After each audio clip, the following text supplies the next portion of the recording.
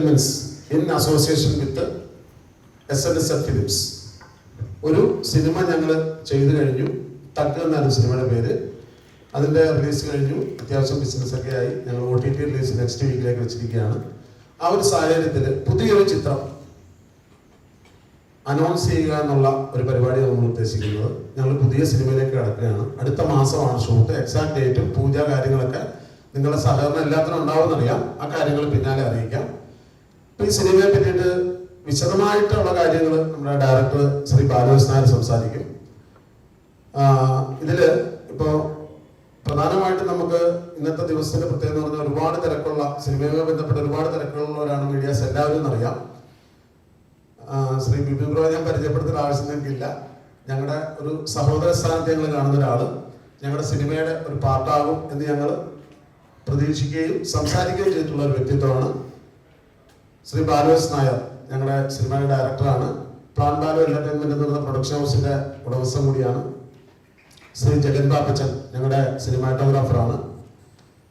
അപ്പോൾ ചുരുങ്ങിയ രീതിയിൽ നമുക്ക് കാര്യങ്ങളിലേക്ക് കടക്കാം. കൂടാതെ അപ്പോൾ ഈ വന്നിരിക്കുന്ന എല്ലാവർക്കും ഞാൻ സ്വാഗതം പറയുന്നു. അതോടൊപ്പം തിരക്കിനിടയിലും നമ്മുടെ ഈ പരിപാടിക്ക് ക്ഷണം സ്വീകരിച്ചെത്തിയിട്ടുള്ള എല്ലാ മീഡിയാസിനും പ്രത്യേകം നന്ദി പറയുകയാണ്. ഞങ്ങളെ കൂടാതെ ഞങ്ങളുടെ ടീമിലെ വലിയൊരു ഗ്യാങ് പിന്നിലിരിക്കുന്നുണ്ട്. ശ്രീ സക്കറിയ, ശ്രീ CM ജോർജ്, ശ്രീ ദേവി പ്രസാദ്, അതുപോലെ തന്നെ ശരത്ത് പാലാട്ട്, ഞങ്ങളുടെ ആക്ട്രസ് ആതിര, ഫാമിലി, ഞങ്ങളുടെ മേക്കപ്പ് ആർട്ടിസ്റ്റ് മാളൂസ്, ഒപ്പം മീഡിയയുമായിട്ട് സഹകരിക്കാമെന്ന് എല്ലാവർക്കും സ്വാഗതം പറയുന്നു. വരും.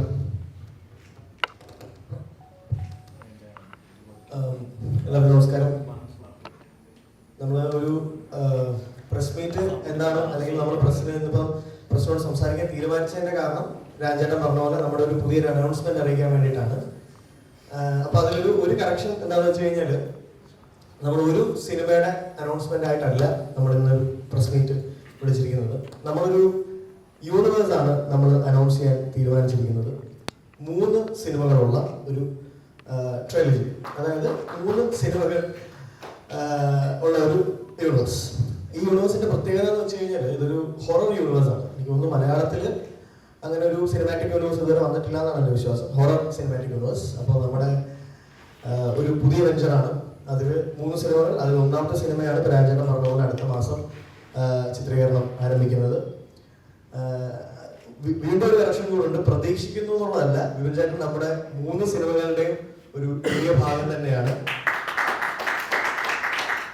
രാജേട്ടൻ പറഞ്ഞല്ലേ, ഞങ്ങളുടെ ഒരു ബിഗിനിങ് സ്റ്റേജ് തൊട്ട് ഞങ്ങൾക്ക് ഒരു സപ്പോർട്ടായിട്ട് ഒരു എന്താ പറയാ, ഞാനിപ്പം സംസാരിച്ചാലും ഒരു ജ്യേഷ്ഠ സഹോദരനെ പോലെ നമ്മൾ സപ്പോർട്ട് ചെയ്ത് കൂടെ നിൽക്കുന്ന ഒരാളും കൂടെയാണ് വിജയേട്ടന്റെ ഒരു പ്രസൻസ് നമ്മുടെ പടത്തിൽ ഉണ്ടാവണം എന്ന് ആഗ്രഹിച്ചു. പിന്നെ ഒരു യൂണിവേഴ്സ് ആയിട്ട് വന്നപ്പോഴത്തേക്കും 3 സിനിമയിലും വിജയന്റെ പാട്ട് ഉണ്ട്. അതില് സെക്കൻഡ് ഇൻസ്റ്റാൾമെന്റ് ആയിട്ട് വരുന്ന സിനിമയിലായിരിക്കും വിജയേട്ടൻ സെൻട്രൽ ക്യാരക്ടറിൽ എത്തുന്നത്. ബാക്കി ഇപ്പം അതിന്റെ റിലവൻസും മറ്റുള്ള കാര്യങ്ങളൊന്നും നമുക്ക് റിവീൽ ചെയ്യാൻ പറ്റില്ല. അതൊരു യൂണിവേഴ്സ് ആയതുകൊണ്ട് തന്നെ അറിയാലോ അതിന്റെ ഒരു ഇത്. പിന്നെ നമ്മുടെ പടത്തില് മറ്റ് കഥാപാത്രങ്ങളും മറ്റ് അഭിനേതാക്കളും പതുക്കെ നമ്മൾ റിവീൽ ചെയ്യാനുള്ള രീതിയിലാണ് പോകുന്നത്. എന്തായാലും ഒരു വലിയ സ്റ്റാർ കാസ്റ്റ് ഉള്ള പരിപാടിയാണ്. എല്ലാവരുടെയും സപ്പോർട്ട് ഉണ്ടാവണം.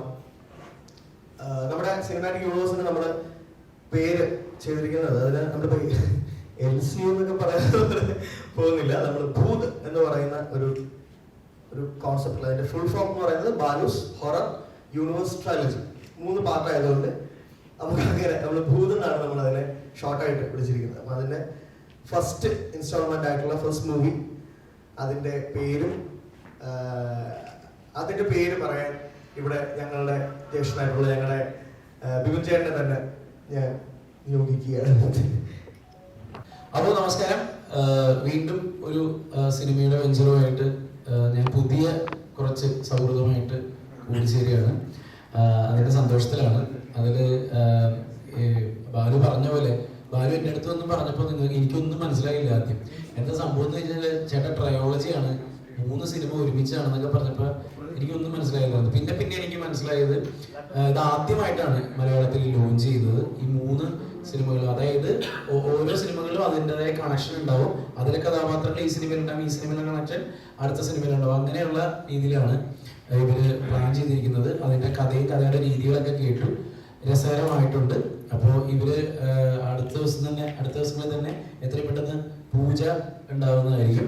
അപ്പൊ അതിനു മുമ്പ് ഈ 3 സിനിമകളുടെയും ടൈറ്റിൽ അനൗൺസ്മെന്റിന് വേണ്ടിയിട്ടാണ് ഇവരെന്നെ ഇവിടെ ക്ഷണിച്ചത്. അത് ഞാൻ ആദ്യത്തെ സിനിമ, ആദ്യത്തെ ഈ പറയുന്ന ഹൊറർ ബേസ് ചെയ്ത സിനിമയാണ്. ഭൂത്ത് എന്നുള്ള ടൈറ്റിലിന് ഭയങ്കര രസമായിട്ട് തോന്നി. കാരണം അത് ഫുൾ നെയിം പറഞ്ഞതുകൂടി ബാലൂസ് ഹൊറർ യൂണിവേഴ്സ് ട്രയൽസ്. അതെ, അത് എനിക്ക് പറയാൻ പറ്റാത്തതുകൊണ്ടാണ് ബാലുവിനെ കൂടി എന്നെ പറയിപ്പിച്ചത്. അപ്പോൾ ആ ട്രയോളജിയിൽ ഞാനും ചെറിയൊരു പാർട്ടാവുകയാണ്. ചെറിയല്ല, അത്യാവശ്യം വലിയ പാർട്ട് തന്നെ ആവുന്നുണ്ട്. അപ്പൊ അതിലെ ആദ്യത്തെ സിനിമയുടെ പേരാണ്, അതൊരു വുമൺ ഓറിയന്റഡ് സിനിമയാണ്. അപ്പൊ ഹീറോയിൻ ആയിരിക്കും ആ പടത്തില് പ്രാധാന്യം. ആ സിനിമയുടെ പേരാണ് തെക്കിനി. തെക്കിനിയാണ് ആദ്യത്തെ ഹൊറർ സബ്ജക്റ്റ് ആയിട്ട് ഇവര് യൂണിവേഴ്സിലെ ഫസ്റ്റ് സിനിമയായിട്ട് പുറത്തിറക്കാൻ പോകുന്നത്. അതിന്റെ ഷൂട്ടാണ് ഇത്രയും പെട്ടെന്ന് തുടങ്ങാൻ പോകുന്നത്. ഇനി അത് കഴിഞ്ഞിട്ടുള്ള രണ്ടാമത്തെ സിനിമയിലാണ് ഇവരെ എനിക്കുള്ള, ഈ തെക്കിനിയിലും എന്റെ പാർട്ടുണ്ടാവും, രണ്ടാമത്തെ സിനിമയിലാണ് ഇവരെ എനിക്കുള്ള ലീഡ് റോള് വെച്ചിരിക്കുന്നത്. ആ സിനിമയുടെ പേരാണ് ഒരു ഗസറ്റഡ് യക്ഷി. അതൊരു ഹ്യൂമർ ഹൊറർ സബ്ജക്റ്റ് ആണ് അല്ലേ? അതൊരു ഹ്യൂമർ ഹൊറർ സബ്ജക്ട്. സുഹൃത്തുക്കളെ നമസ്കാരം. ഒരുപാടൊന്നും പറയാനില്ല. ഞങ്ങളുടെ ഫസ്റ്റ് മൂവി നിങ്ങളെല്ലാവരും കണ്ടു കാണും. നിങ്ങളെല്ലാം അന്ന് പ്രൊമോഷൻ വർക്കുമായിട്ട് ബന്ധപ്പെട്ടൊക്കെ വന്നിരുന്നു. എല്ലാവരും നന്ദി പറയുകയാണത്. ഇപ്പോൾ രണ്ടാമത്തെ നമ്മുടെ ഒരു വെഞ്ചറാണിത്. അപ്പോൾ നിങ്ങളുടെ ഒരു നല്ല സഹകരണം ആവശ്യമാണ് ആദ്യം. പിന്നെ ഞങ്ങൾ കുറച്ച് പേര് ഒരു പ്രതിനിധികളായിട്ട് ഇവിടെ ഇരിക്കുന്നതെന്ന് മാത്രമേ ഉള്ളൂ. ശരിക്കും പറഞ്ഞാൽ ഞങ്ങളുടെ ഒരു ടീം വർക്ക്, ഞങ്ങളൊരു 6 പേര് മെയിനായിട്ടും, പിന്നെ ബാക്കിയുള്ള ഞങ്ങളെ സപ്പോർട്ട് ചെയ്യുന്നവർ, അവരിപ്പോൾ ഇന്നിവിടെ ഇങ്ങോട്ടേക്ക് വന്നിരുന്നില്ലെന്ന് മാത്രമേ ഉള്ളൂ, ഇവിടെ ഉണ്ട്. അപ്പോൾ ഞങ്ങളുടെ ഒരു ടീം വർക്കാണ് ഇപ്പം ഞങ്ങൾ രണ്ടാമത്തെ സിനിമയിലേക്ക് എത്തിച്ചിരിക്കുന്നത്. എന്തായാലും ഇതൊരു നല്ല ഒരു പടമായിരിക്കും. നിങ്ങളെ തൃപ്തിപ്പെടുത്തുന്ന ഒരു സിനിമയായിരിക്കും, സിനിമകളായിരിക്കും. അതുപോലെ തന്നെ ഒരു സ്ഥിരം ഹൊറർ മൂവിയുടെ ഒരു പാറ്റേൺ വിട്ടിട്ട് ഒരു പുതുമ നൽകുന്ന ഒരു സിനിമ തന്നെയായിരിക്കും എന്നാണ് എനിക്ക് പറയാനുള്ളത്. അത്രയേ ഉള്ളൂ. Thank you. തെക്കിനിയുടെ ടൈറ്റിൽ എങ്ങനെയുണ്ട്? ഓക്കെ ആണ്. ഓക്കെ, അപ്പം ബാക്കി അനൗൺസ്മെന്റ്സും ബാക്കി ടൈറ്റിൽ റിവീലിംഗ് എല്ലാം നമ്മൾ അതൊക്കെ ഉള്ളൂ. ഫസ്റ്റ് നമ്മുടെ ഒരു യൂണിവേഴ്സിലെ ഫസ്റ്റ് ഇൻസ്റ്റാൾമെന്റ് തെക്കിനി ആയതുകൊണ്ട് തന്നെ അതിന്റെ ടൈറ്റിൽ മാത്രമാണ് ഇപ്പോൾ നമ്മൾ റിവീൽ ചെയ്തിരിക്കുന്നത്. ഉടനെ തന്നെ പൂജ ഉണ്ടാവും. മറ്റ് കഥാപാത്രങ്ങളും അഭിനേതാക്കളും ആരൊക്കെയാണെന്നുള്ളത് പതിവ് നമ്മൾ ആ ഒരു ഷെഡ്യൂൾസ് വെച്ചിട്ടുണ്ട്. ആ ഷെഡ്യൂൾ അനുസരിച്ച് നമ്മൾ ഓരോ കാര്യങ്ങളായിട്ട് റിവീൽ ചെയ്യുന്നുണ്ടാവും.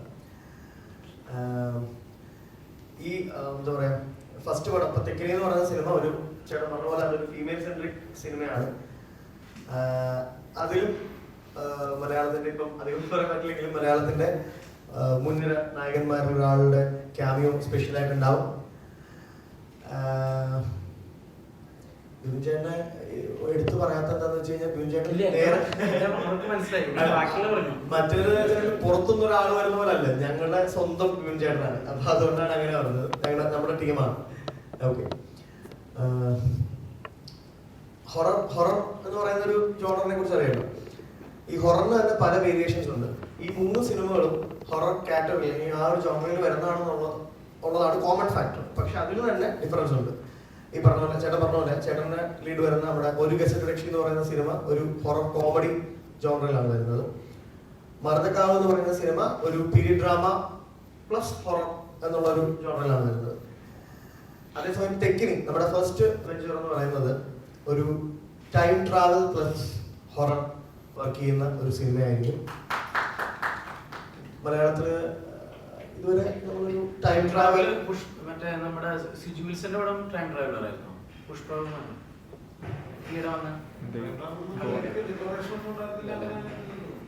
അങ്ങനെ ഡിക്ലെയർ ചെയ്യുന്ന ഫസ്റ്റ് മൂവി നമ്മുടെ ആവട്ടെ എന്ന് വിശ്വസിക്കുന്നു. അപ്പൊ നമ്മളൊരു അങ്ങനെയാണെങ്കിൽ മലയാളത്തിലെ ആദ്യ ടൈം ട്രാവൽ മൂവി ആയിട്ട് തെക്കിനി ഉടനെ തന്നെ വരുന്നതായിരിക്കും.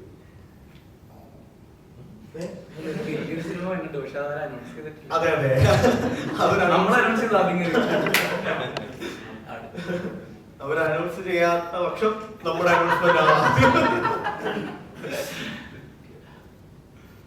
അപ്പം ഇല്ല, തെക്കിനിലെ എന്തായാലും ഒരു എന്താ പറയുക നായിക പ്രാധാന്യമുള്ള സിനിമയായിരിക്കും. മലയാളത്തിലെ പ്രഗത്ഭയായ പ്രമുഖയായ ഒരു നടി തന്നെയായിരിക്കും നായിക കഥാപാത്രം. പൂജയ്ക്ക് ജസ്റ്റ് നമ്മുടെ ടൈറ്റിൽ യൂസ് ചെയ്യാന്നുള്ളത് ആ ഫീമെയിൽ സെൻട്രൽ ക്യാരക്ടർ ആരാണെന്നുള്ളത് നമ്മൾ പൂജയിലേക്ക് വെച്ചിരിക്കുകയാണ് റിവീൽ ചെയ്യാൻ. പിന്നെ മറ്റു കഥാപാത്രങ്ങളായിട്ട് ഒത്തിരി നമ്മുടെ ലീഡ് ആർട്ടിസ്റ്റുകൾ ഉണ്ടെങ്കിലും എനിക്കിപ്പോ ഓരോന്നായിട്ട് നമ്മൾ ഒരു ഷെഡ്യൂൾ റിവീൽ ചെയ്യാൻ വെച്ചിരിക്കുകയാണ്. പിന്നെ ഞങ്ങളായിട്ട് ഇൻട്രൊഡ്യൂസ് ചെയ്യുന്ന കുറച്ച് ആർട്ടിസ്റ്റുകൾ ഉണ്ടായിരിക്കും. ഒരു 10ഓളം പുതുമുഖങ്ങൾ നമ്മുടെ ഈ ഒരു ഗോസ്റ്റ് അല്ലേ, അപ്പൊ പലതും കാണുകയൊന്നുമില്ല. കണ്ടാ കണ്ടു.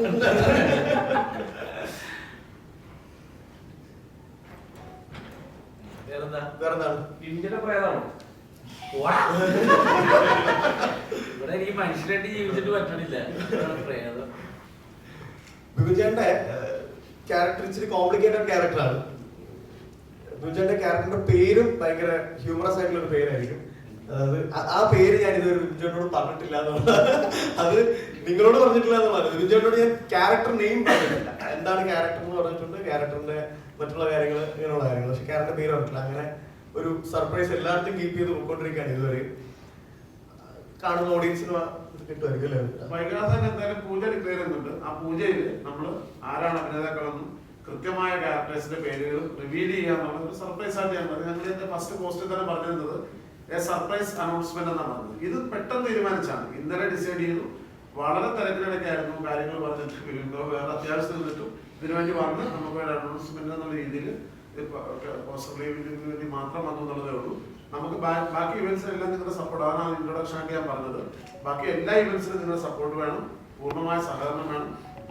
ഒട്ടും വൈകാതെ മേ ബി ഈ മാസം തന്നെ ഞങ്ങൾ ഒരു വലിയൊരു പൂജ പരിപാടിയായിട്ട് സംഘടിപ്പിച്ചിട്ട് ക്യാരക്ടേഴ്സും കൃത്യമായ ആക്ടേഴ്സിന്റെ ഡീറ്റെയിൽസ് നമ്മൾ തരുന്നത്. ഇപ്പൊ നമ്മളുടെ മെയിൻ ഉദ്ദേശം എന്ന് പറയുന്നത് നമ്മുടെ തെക്കിനി എന്ന് പറയുന്ന ഒരു പടത്തിന്റെ പോസ്റ്റർ റിലീസും പൂതെന്ന് പറയുന്ന ഞങ്ങളുടെ യൂണിവേഴ്സിന്റെ അനൗൺസ്മെന്റുമാണ് നമ്മൾ മെയിനായിട്ട് ഉദ്ദേശിച്ചത്.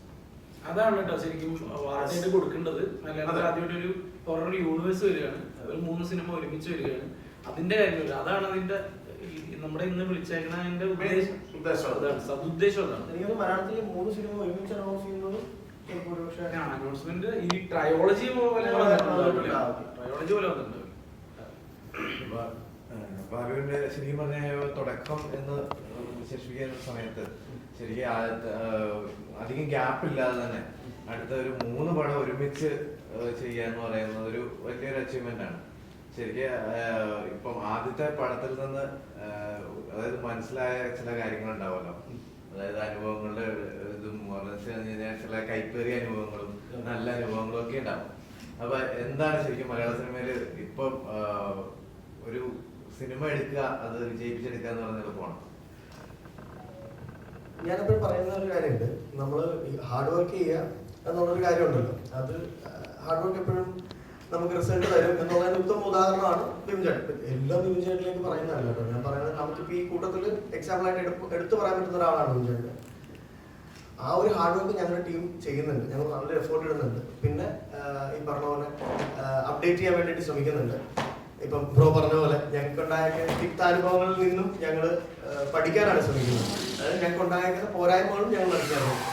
നമ്മളൊരു ക്രിയേറ്റീവ് കോണ്ടന്റ് നമ്മൾ ഓഡിയൻസിന്റെ മുന്നിലേക്ക് വെക്കുമ്പോഴത്തേക്കും പോസിറ്റീവ്സ് മാത്രമായിരിക്കണം വരുന്നത് നമ്മൾ ഒരിക്കലും പ്രതീക്ഷിക്കാൻ പാടില്ല. പോസിറ്റീവ്സും വരും, നെഗറ്റീവ്സും വരും. അത് ഇപ്പം എൻ്റെ ആദ്യത്തെ പടത്തിനും വന്നിട്ടുണ്ട്, തഗ്ഗിനും വന്നിട്ടുണ്ട്.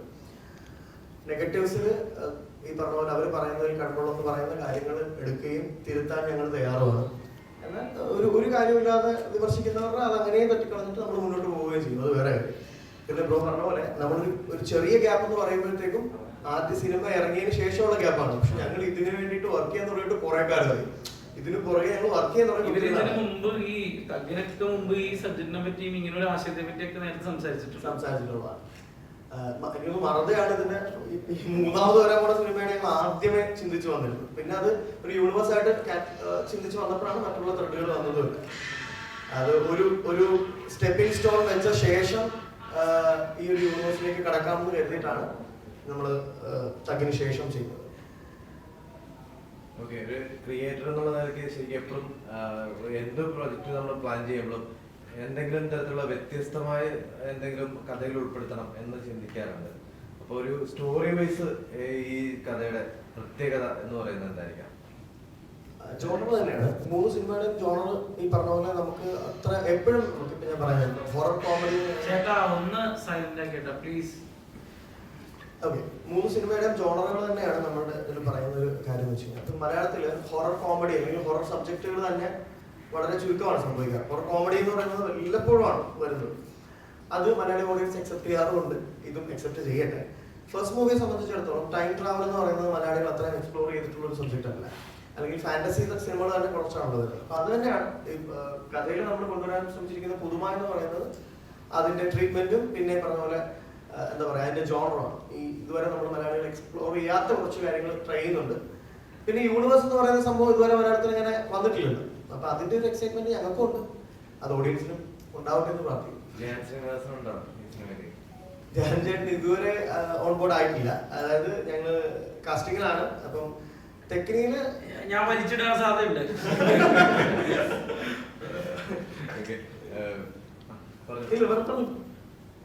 ബിപിൻ ബ്രോ ശരിക്കും പറഞ്ഞു കഴിഞ്ഞാൽ ഇപ്പൊ ഈ ഒരു ടീം ഇവര് പറഞ്ഞ 8 വർഷത്തെ ഒരു കഷ്ടപ്പാടിന്റെ ഫലമായിട്ട് ആദ്യത്തെ സിനിമ ഇറങ്ങി.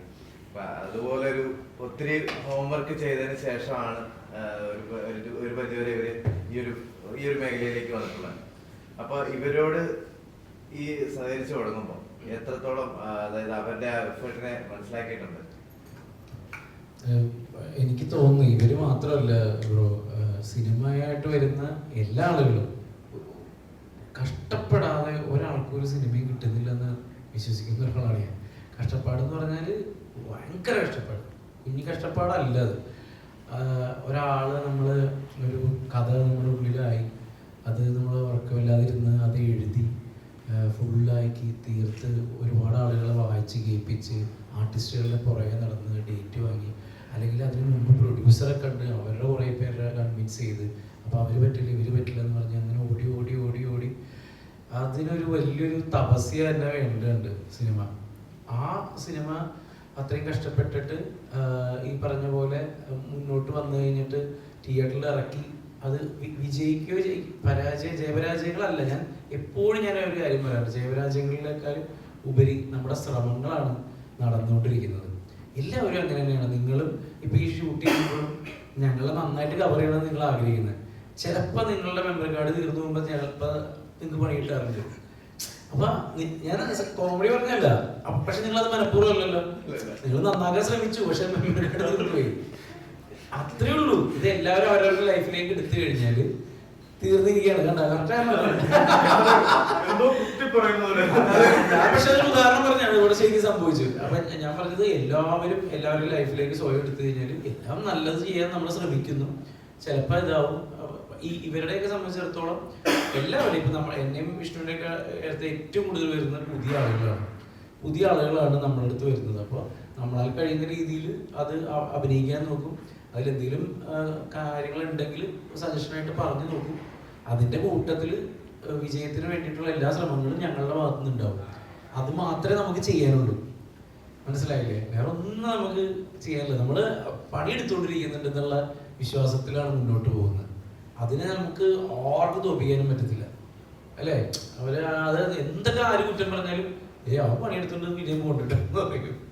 ഓക്കെ, ഇപ്പൊ ടൈം ട്രാവല് ഇതിനകത്ത് ഉൾപ്പെടുത്തിയിരുന്നു പറയാം. ശരിക്കും വിജയന്റെ ഒരു ടൈം ട്രാവലില് ഒത്തിരി ആഗ്രഹങ്ങൾ നമ്മൾ ഈ ടൈം ട്രാവലിൽ ശരിക്കും പറഞ്ഞാൽ നമ്മൾ നഷ്ടപ്പെട്ട സ്വപ്നങ്ങൾക്ക് വേണ്ടി പുറകെ പോകുന്നതെന്ന് പറയാം. അപ്പൊ അത് എന്താ ഏറ്റവും കൂടുതൽ ആഗ്രഹിക്കുന്ന ഒരു കാര്യം പറയാമോ? അപ്പനുണ്ടായിരുന്ന കാലത്തേക്ക് തിരിച്ചു പോയാൽ നല്ലായിരുന്നു എന്ന് തോന്നിയിട്ടുണ്ട് എനിക്ക്. അത് മാത്രമാണ് ഇപ്പോൾ എനിക്ക് ഭയങ്കരമായിട്ട് മിസ് ചെയ്യുന്നത്. ബാക്കി എല്ലാത്തിനും ഞാൻ വളരെ 99, നിങ്ങൾക്കറിയില്ല, ഞാൻ ഒരു കാര്യത്തിലൊരു പരാതി പറയാത്ത ആളാണ്. ജീവിതത്തിൽ കിട്ടിയ എല്ലാ കാര്യവും വളരെ സന്തോഷത്തോടെ ബോണസായിട്ട് കാണുന്ന ആളാണ്. എനിക്ക് ഈ നിമിഷം പോലും ഞാൻ നിങ്ങളോട് നന്ദി പറയുന്നു, ദൈവത്തിനോട് നന്ദി പറയുന്നു, അങ്ങനെ പറയുന്ന ഒരാളാണ്. പക്ഷെ എനിക്ക് ഇപ്പം ഇനി എൻ്റെ പുതിയ വീട് ഞാൻ ചേരാനുള്ളൊരു വെക്കുന്നുണ്ട്.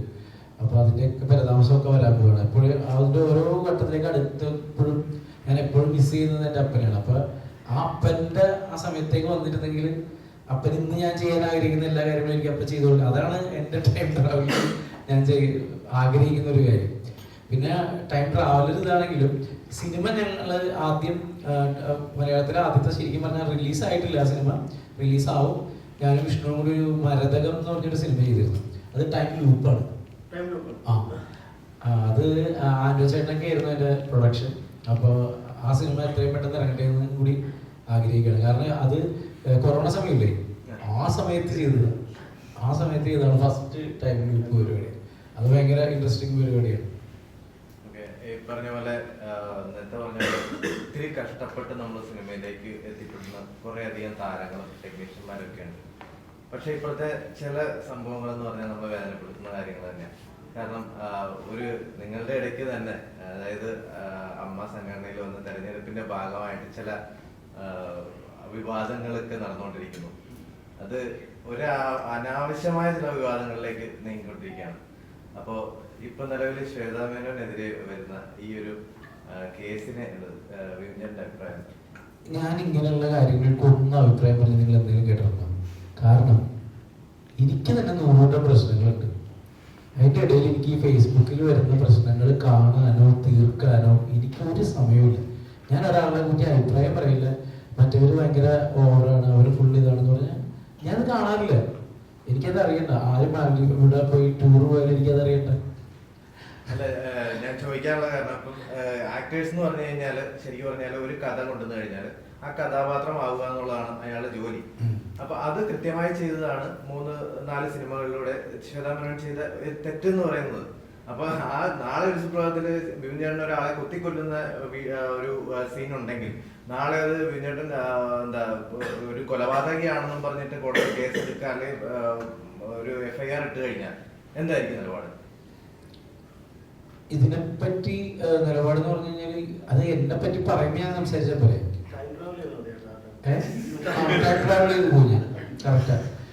ബേസിക്കലി ഞാൻ സീരിയസ് ആയിട്ട് വരില്ല. നിങ്ങൾ ഇനി എന്തോരം എന്നോട് കുത്തി ചോദിച്ചാലും ഞാൻ ഈ പറയുന്ന സോഷ്യൽ ഇഷ്യൂസിൽ ഞാൻ ഇടപെടത്തില്ല.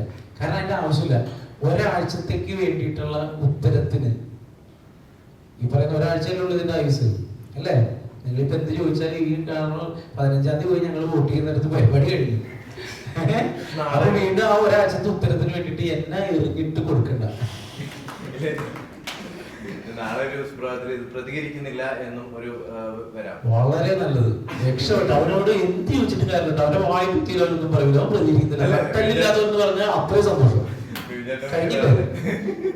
വിജയനെ പറ്റി മാത്രമല്ല പറഞ്ഞത്, കാരണം നമ്മുടെ സഹപ്രവർത്തകർക്ക് ഒരു പ്രശ്നം വരുമ്പോ നിലപാട് എന്ന് പറഞ്ഞ ഒരു കാര്യം ഞാൻ പറയാം. നിലപാടെന്നുള്ളത് നമുക്ക് ഉണ്ടായാൽ മതി. നമ്മളെല്ലാവരോടും വിളിച്ചു പറയണമെന്ന് ഒരു നിർബന്ധമില്ല. രാഷ്ട്രീയം അങ്ങനെ തന്നെയാണ്. എനിക്ക് എൻ്റെ രാഷ്ട്രീയമുണ്ട്, അത് എൻ്റെ ഉള്ളിലുണ്ട്. എനിക്ക് ഞാൻ നിങ്ങളോട് പറയണമെന്ന് ഒരു നിർബന്ധമില്ല. എനിക്ക് എൻ്റെ നിലപാടുണ്ട്. ഈ പറഞ്ഞ ചോദ്യത്തിന് എനിക്ക് എൻ്റെ ഉത്തരങ്ങളുണ്ട്, എല്ലാത്തിനുണ്ട്. പക്ഷെ അത് എല്ലാവരെയും അറിയിക്കണമെന്ന് എനിക്കൊരു നിർബന്ധമില്ല. ഒരാഴ്ചത്തെ വാർത്തയാവാൻ എനിക്കൊരു താല്പര്യമില്ല.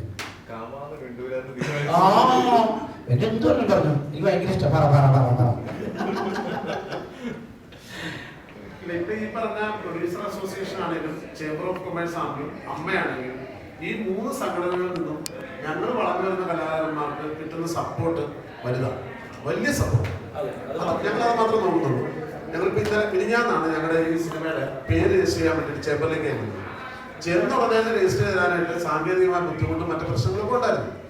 ഈ സജീദ് അധ്യാപകർ എന്ന് പറയുന്ന ഇപ്പോഴത്തെ ചേംബറിന്റെ സെക്രട്ടറി അദ്ദേഹം പറഞ്ഞതെന്ന് വെച്ചിട്ടുണ്ടെങ്കിൽ ഞങ്ങൾ തുടക്കക്കാരാണ്. കമ്പാരിറ്റീവ്ലി വളരെ ചെറിയ ഒരു മേഖലയിൽ നിന്ന് വരുന്നവരാണ്. ഞങ്ങൾക്ക് സിനിമ പാരമ്പര്യമില്ല, പ്രത്യേകിച്ച് അവകാശപ്പെടാനൊന്നുമില്ല, ചെറിയൊരു സിനിമ ചെയ്തിട്ടുണ്ടെന്ന് മാത്രമേ ഉള്ളൂ.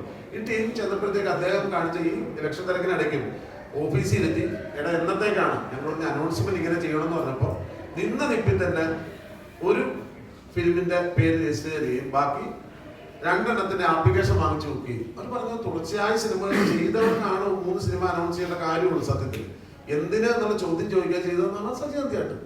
അതുപോലെ തന്നെയാണ് പ്രൊഡ്യൂസർ അസോസിയേഷൻ ഞങ്ങൾക്ക് വേണ്ട സപ്പോർട്ടുകളെല്ലാം ചെയ്തു തരുന്നുണ്ട്. അമ്മ സംഘടന എന്നാലും ഏത് നടീനന്മാർ വേണേലും അവരുടെ സംഘടനയോ പ്രശ്നങ്ങളോ ഒന്നും ഞങ്ങളുടെ താരൊന്നും കാണിക്കുന്നില്ല. ഞങ്ങളെപ്പോലുള്ള തുടക്കക്കാർക്ക് എല്ലാ സംഘടനകളും വേണം, എല്ലാവരുടെയും കൂടെ ഞങ്ങൾ ഒന്നിച്ച് നിൽക്കണം. എങ്കിൽ മാത്രമേ ഈ ടെസ്റ്റ് നിലനിൽക്കുള്ളൂ. ഈ പ്രശ്നങ്ങൾ ബിപിൻ ബ്രോ പറഞ്ഞ പോലെ കാലാകാലങ്ങളിൽ വരും. ഒരാഴ്ച ഒരു സംസാരം ഉണ്ടാവും, അതങ്ങനെ പോകും, അടുത്ത വിഷയം വരും, അതിന് പിടിക്കും. ഇത്രേ ഉള്ളൂ. കഴിവതും ഇത്തരം കാര്യങ്ങൾ നമ്മൾ അനാവശ്യമായ പ്രതികരണങ്ങൾ ഒഴിവായിട്ട് നമുക്ക് കിട്ടുന്ന കാര്യങ്ങൾ യൂട്ടിലൈസ് ചെയ്ത് അമ്മയുടെ ഒരു കാര്യം കൂടി പറയാം. ഈ ഇതിൽ നടക്കുന്ന പണ്ട് തുടങ്ങി നമ്മുടെ ഓഡിയൻസിന് കിട്ടുന്ന അമ്മയും എന്താണ് അവിടെ സംഭവം? അയൽക്കൂട്ടാണോ? ഓഡിയൻസിന് കിട്ടുന്നതും ഇവിടുത്തെ പ്രേക്ഷകർക്ക് കിട്ടുന്നതും അമ്മയെ പറ്റിയുള്ള ധാരണയും അതൊന്നും എനിക്കറിയത്തില്ല. ഞാൻ അവിടുത്തെ ഒരു മെമ്പറായ രീതിയിൽ ഞാൻ ഒരു കാര്യം പറയട്ടെ. ഈ അമ്മയുടെ മീറ്റിങ്ങിനൊക്കെ വരുമ്പോഴേ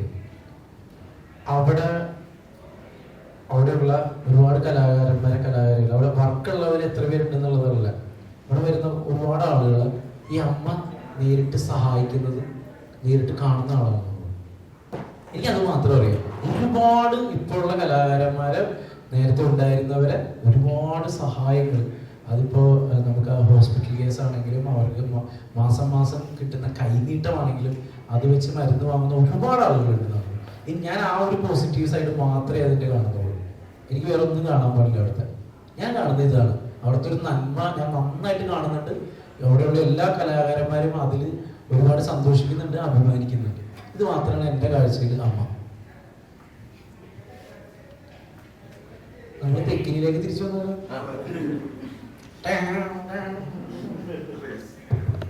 ഞങ്ങൾ സത്യത്തിൽ മറുത എന്ന് പറയുന്ന ഒരു വലിയ ചിത്രത്തിന്റെ ഒരു നിർമ്മാണ പ്രവർത്തനത്തിന്റെ കൂട്ടായ്മയായിട്ട് കൂടിയ സംഘമാണ് ഞങ്ങൾ. ഒറ്റവാക്കി പറഞ്ഞത് മറുത എന്നുള്ള സിനിമ എന്ന കൺസെപ്റ്റുമായിട്ടാണ് ഞങ്ങൾ തുടങ്ങിയത്. അതിൽ നിന്ന് ഈ പറഞ്ഞ പോലെ ട്രെയിൻ ട്രാവൽ ചെയ്ത് മുന്നോട്ട് പോയിട്ടാണ് ഈ ഒരു ഗസറ്റ് രക്ഷയും തെക്കിനിയും. അതിനു മുമ്പ് ഞങ്ങൾക്കൊരു എൻട്രി എന്നുള്ള നിലയ്ക്ക് ഞങ്ങൾ ചെയ്ത ഒരു എക്സ്പെരിമെന്റൽ പ്രൊഡക്റ്റ് ആയിരുന്നു തങ്കത്തോട് സിനിമ. അത്രേ ഉള്ളൂ. അപ്പൊ അതിനൊരു വലിയൊരു വിമർശനങ്ങൾ ഉണ്ടായിട്ടുണ്ട്, നല്ലത് പറഞ്ഞിട്ടുണ്ട്. ഞങ്ങൾ സാമ്പത്തികമായി സേഫ് ആയതുകൊണ്ടാണ് അടുത്ത സിനിമയിൽ കിടക്കുന്നതെന്ന് മാത്രം മനസ്സിലാക്കുക. കോടികൾ വലിയെന്നല്ല, ഞങ്ങൾ സേഫാണ്. അതുകൊണ്ട് ആ പ്രൊഡ്യൂസേഴ്സ് തന്നെ തുടർച്ചയായി 3 സിനിമകൾ ചെയ്യാൻ വേണ്ടി കമ്മിറ്റ് ചെയ്തിട്ടുണ്ട്. ഞങ്ങളോട് സപ്പോർട്ടായിട്ട് ഞങ്ങളുടെ പ്രിയങ്കരനായിട്ടുള്ള ബിബിൻ ജോർജ് സംസാരിച്ചപ്പോൾ ഞാൻ കൂടെ ഉണ്ടാവും, എല്ലാ ചിത്രങ്ങളുടെ സാന്നിധ്യം ഉണ്ടാവും എന്ന് പറഞ്ഞു. കഥകൾ അദ്ദേഹം കേട്ടുകൊണ്ടിരിക്കുന്നു. ബാക്കി കാര്യങ്ങൾ നമുക്ക് വിശദമായിട്ട് സിദ്ദിഖ് സാറുണ്ട്, ഓഫ് കോഴ്സ് സായിച്ചേട്ടനും ബിന്ദു ചേച്ചി, അങ്ങനെ കുറെ അധികം, പിന്നെ ചേട്ടൻ, പിന്നെ ദേശീയതലത്തിൽ അംഗീകരിക്കപ്പെട്ട മറ്റു ചില നടന്മാരൊക്കെ ഞങ്ങൾ സമീപിച്ചിട്ട് ഇവരെല്ലാവരും കഥ കേട്ടിട്ട് വളരെ സപ്പോർട്ടീവായിട്ട് നമ്മളോടൊപ്പം നിൽക്കുന്നുണ്ട്. പൂജയിലെ അധികം പല പേരുകളും മൈക്ക് മേടിച്ചത്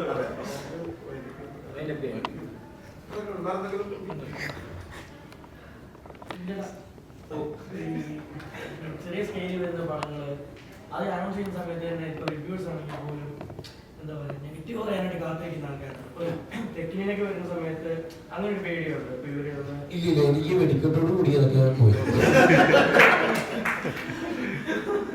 റിവ്യൂവേഴ്സ് എനിക്ക് ഇപ്പൊ അവര് റിവ്യൂ പറഞ്ഞ സിനിമകളൊക്കെ നന്നായിട്ട് കൊടുക്കുന്നുണ്ട്. അവരുടെ ജോലിയാണെന്ന് മാത്രമായിട്ട് ഞാൻ തിരിച്ചറിഞ്ഞു. അവരെ കുറ്റം പറയുന്നില്ല, അവരവരുടെ ജോലി, മനസ്സിലായില്ലേ? അത് അവരവരുടെ ജോലി ചെയ്യട്ടെ, നമ്മൾ നമ്മുടെ ജോലി ചെയ്യും, അതിന് വേണ്ടിയിട്ട് നിൽക്കും. ഇപ്പൊ എത്ര നെഗറ്റീവ് പറഞ്ഞ എത്രയോ സിനിമകൾ ഇപ്പൊ എനിക്ക് തോന്നുന്നു സുമതിയോളം ആളുകൾക്ക് നന്നായിട്ട് പോവല്ലേ, പ്രിൻസ് ആൻഡ് ഫാമിലി പോയി, അങ്ങനെ ഒരുപാട്. എനിക്ക് തോന്നുന്നു അത് അവരെ കുറ്റം പറയരുത്, അത് അവരുടെ പ്രൊഫഷണലാണ്. അവരെ ചെയ്തോട്ടെ, ഞങ്ങളുടെ പ്രൊഫഷണൽ ഇതാണ്, ഞങ്ങൾ ഇത് ചെയ്യുന്നു. ക്രിയേറ്റേഴ്സ് ഉണ്ടെങ്കിലേ വിമർശകരേ ഉള്ളൂ, ഇല്ലെങ്കിൽ ആർക്കും ജോലി ഉണ്ടാവില്ല. അതാണ് കേട്ടോ. സന്തോഷമായിട്ടിരിക്കുന്നു. നീ ഹാപ്പി അല്ലേ? അത് മതി.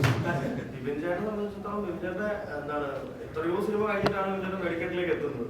ഞങ്ങൾ ഫസ്റ്റ് തുടക്കത്തിൽ തന്നെ ഡോസ് കിട്ടിയിട്ടിരിക്കുകയാണ്. അപ്പൊ പിന്നെ പറയാനുള്ളൂ, അപ്പം അവരുടെ ജോലിയാണ്, എടുത്തോട്ടെ. പിന്നെ നമുക്കൊരു കാര്യം ഉണ്ടല്ലോ, നമ്മള് ഒരാൾ സിനിമ കാണുന്നു, അയാളോട് പോസിറ്റീവ് മാത്രമേ പറയാൻ പാടുള്ളൂ എന്ന് പറയാൻ പറ്റില്ല. പോസിറ്റീവ് പറയാം, നെഗറ്റീവ് പറയാം. പിന്നെ ഒരു ഇത് വിഷമം ഉള്ളത് വെച്ചാൽ ഇച്ചിരി സഭ്യമായ ഭാഷയിൽ പറയാം. ഇപ്പം ഞാനും പണ്ട് ഇപ്പൊ എന്നെ എണീപ്പിച്ചു കൊടുത്തത് ഞാനും പണ്ട് റിവ്യൂസ് ഒക്കെ ചെയ്തിട്ടുണ്ട്. അങ്ങനല്ല, പെയ്ഡ് ആയിട്ടൊന്നും അല്ല, ഒന്നുമില്ല. ഞാൻ യൂട്യൂബിൽ ഒന്ന് അമരപ്പുറത്തുള്ളിനെ വിമർശിച്ച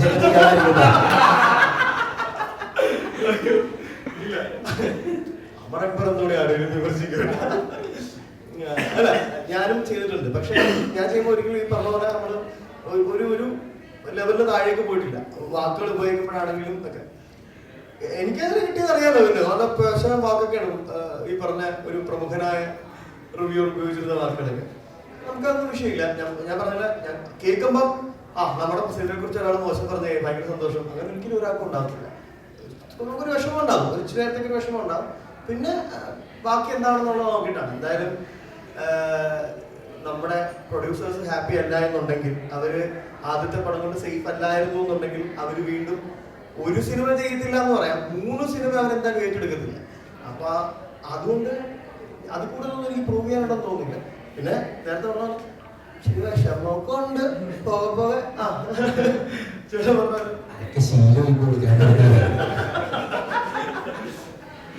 എനിക്ക് ഒരു കാര്യത്തില് അല്ല, എനിക്ക് ഇനി ഒരു കാര്യത്തിൽ ഒരു ക്ലാരിറ്റി വരുത്താണ്ട്. നേരത്തെ ധ്യാൻ ചേട്ടൻ ചോദ്യം ചോദിച്ചല്ലോ.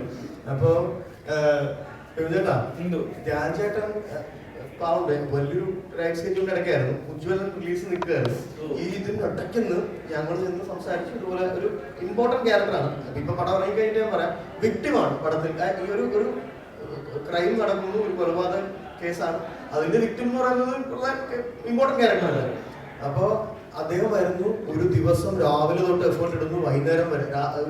ഒരു ദിവസം ചേട്ടാ 4 സീന് 4 ലൊക്കേഷൻ എന്ന് പറയുമ്പോൾ ചേട്ടൻ ആലോചിച്ച് ഓട്ടം. അത്രയും എഫേർട്ട് ഇട്ടിട്ട് പോയിട്ട് ഫോട്ടോ ആയിട്ട് മാത്രമാണ് ധ്യാൻ ചേട്ടൻ അഭിനയിച്ചതെന്നാണ് ഒരു റിവ്യൂർ പറഞ്ഞത്.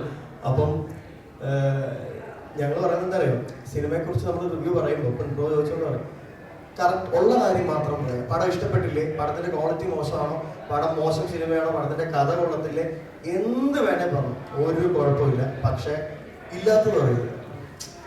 ഫോട്ടോ ആയിട്ട് മാത്രമാണ് അഭിനയിച്ച ആ മനുഷ്യൻ ഒരു ദിവസം, അതായത് ശ്രീനിവാസൻ സാറിന്റെ മകനാണെന്നുള്ളതിന് അപ്പുറം ധ്യാൻ ചേട്ടൻ ഉണ്ടാക്കിയെടുത്ത ഒരു ഇമേജ് ഉണ്ട്. അതുകൊണ്ടാണല്ലോ ഇപ്പൊ ഈ ഒരു പ്രസ് മീറ്റിൽ ഇവിടെ ധ്യാൻ ചേട്ടനില്ല, ധ്യാൻ ചേട്ടനും ഈ യൂണിവേഴ്സായിട്ട് ബന്ധമില്ല, പേര് വന്നില്ലേ, ചോദ്യം വന്നില്ലേ. ആ ഒരു മനുഷ്യന്റെ ആ ഒരു പ്രൊഫൈലിനെ നമ്മൾ എന്താ പറയാ അപമാനിക്കുന്ന പോലെ ആയിരുന്നു. അദ്ദേഹത്തിന്റെ മോശം സിനിമകൾ എന്ന് പറയപ്പെടുന്ന സിനിമകൾ ഇറങ്ങുമ്പോൾ ആദ്യത്തെ ദിവസം തന്നെ മോശം റിവ്യൂ ഇടുന്ന ഈ പറഞ്ഞ റിവ്യൂവർ നല്ലൊരു സിനിമ എല്ലാവരും അക്സെപ്റ്റ് ചെയ്ത് ഡിറ്റക്റ്റീവ് ഉജ്ജ്വലൻ ഇറങ്ങിയപ്പോൾ എന്ത് പറ്റി 10 ദിവസം കാത്തിരിക്കാൻ റിവ്യൂ ഇടാൻ? അപ്പൊ ചേട്ടൻ പറഞ്ഞ പോലെ അത് അവരുടെ ജോലിയാണ്, അത് അവരാ ജോലി ചെയ്ത് പോകുന്നു എന്നുള്ളത് മാത്രമേ ഉള്ളൂ. ഈ പറഞ്ഞതിനകത്താണ് ക്ലാരിറ്റി. പിന്നെ ഇത് നിങ്ങൾക്ക് നാണമില്ലേ, ധ്യാൻ ശ്രീനിവാസന്റെ പടം എന്ന് പറഞ്ഞിട്ട് നിങ്ങൾക്ക് പോസ്റ്റർ എടുക്കാൻ? കണ്ണപ്പ എന്ന് പറഞ്ഞൊരു സിനിമയുടെ പോസ്റ്റർ നിങ്ങൾ കണ്ടിട്ടുണ്ടായിരിക്കും. ലാലേട്ടൻ എല്ലായിടത്തും, കേരളം മുഴുവൻ ഒറ്റ സീനിലേ ഉള്ളൂ ലാലേട്ടൻ. ആണോ? കടന്നു കിടന്ന് മാത്തക്കുട്ടി എന്ന് പറഞ്ഞൊരു സിനിമ ഇറങ്ങിയിട്ടുണ്ട്, നമുക്ക് ലാലേട്ടൻ കൂടെ ഒന്ന് ഫോട്ടോ എല്ലായിടത്തും വന്നിട്ടുണ്ട്. ഒരു സിനിമയുള്ളൂ ലാലേട്ടൻ. ഞങ്ങൾക്ക് ലാലേട്ടനെ കിട്ടിയില്ല. ഞങ്ങൾക്ക് കൂട്ടത്തിൽ ഏറ്റവും നല്ല കോളേജ് ഉണ്ട്, അല്ലെങ്കിൽ ഏറ്റവും കൂടുതൽ വാല്യൂ ഉണ്ട് ധ്യാൻ ചേട്ടനെ കിട്ടി. ഞങ്ങൾ പോസ്റ്റർ വെച്ച് ഇത് എല്ലാ കാലത്തും മലയാള സിനിമയിൽ നിന്നുള്ളതല്ല, എല്ലാ സിനിമാ മേഖലകളിലും സംഭവിക്കുന്ന കാര്യം. ഈ പറഞ്ഞ റിവ്യൂറിന്റെ തംബ്നെയില് അദ്ദേഹം പറയുന്നു ധ്യാൻ ചേട്ടൻ പടത്തിലില്ല. പിന്നെ എന്തിനാ തംബ്നെയിലിനകത്ത് പുള്ളിയുടെ ഫോട്ടോ വെച്ചത്? മാർക്കറ്റ് ചെയ്യാനല്ലേ, ആളുകൾ കാണാൻ വേണ്ടിയിട്ടല്ലേ? വെറുതെ വീട്ടിലിരുന്ന് റിവ്യൂ ചെയ്യുന്ന അദ്ദേഹത്തിന് അത് വെക്കാമെങ്കിൽ ഞങ്ങൾ റെമ്യൂണറേഷൻ കൊടുത്ത് ഞങ്ങളുടെ സിനിമയിൽ വന്ന് മനസ്സോടെ എഫേർട്ട് ഇട്ട് അഭിനയിച്ചിട്ട് പോയി ഞങ്ങളുടെ ആർട്ടിസ്റ്റിന്റെ ഫേസ് ഞങ്ങൾക്ക് പോസ്റ്റ് വെച്ചു കൊടുക്കും. അപ്പൊ അത്രേ ഉള്ളൂ. പിന്നെ പറഞ്ഞ പോലെ വെടിക്കെട്ടുകൊണ്ട് ശീലമായില്ലെങ്കിൽ പോകെ ശീലമായിക്കോളെന്ന് പറഞ്ഞ പോലെ ഇതിന്റെ പാർട്ടാണെന്ന് മനസ്സിലാക്കി നമ്മൾ മുന്നോട്ട് പോയാൽ വേറെ കാര്യമൊന്നുമില്ല. ഞാൻ നേരത്തെ പറഞ്ഞ ഞാനും റിവ്യൂ ഒക്കെ ഇടുമ്പോ അല്ല, നല്ല വിഷമം ഉണ്ടായിട്ടുണ്ടല്ലേ? എനിക്കൊന്നും അറിയില്ല, പെട്ടുപോയ അവസ്ഥയാണ്. ഇല്ല, എന്താ അറിയോ ചേട്ടാ, സജഷൻ ഇല്ലേ നമ്മുടെ വെടിക്കെട്ടിന്റെ ആർട്ട്? ഞാൻ ഡൽഹിയിലായിരുന്നു നമ്മുടെ വെടിക്കെട്ട് ഇറങ്ങിയപ്പോ. ഞാൻ അവിടെ പോയി പടം കണ്ടു, എനിക്ക് ഭയങ്കരമായിട്ട് ഇഷ്ടപ്പെട്ടു. എനിക്ക് അതിനകത്ത് പാട്ട് കാണാൻ എനിക്ക് ഭയങ്കര കണക്റ്റായി. അപ്പൊ ഞാൻ അദ്ദേഹത്തിനെ വിളിച്ചു, ഞാൻ പറഞ്ഞു ചേട്ടാ ഗംഭീര വർക്കാണ്, ഞങ്ങൾ ഒരു പടത്തിൽ വർക്ക് ചെയ്യുന്നുണ്ട്, അപ്പൊ ചേട്ടാ അടിപൊളിയായിരുന്നു പറഞ്ഞപ്പോ പുള്ളി എനിക്ക് ലിങ്ക് ഇട്ട് വന്നു. അപ്പൊ ഞാൻ നോക്കിയപ്പോ ഇങ്ങനെ വന്നിരിക്കുന്നു.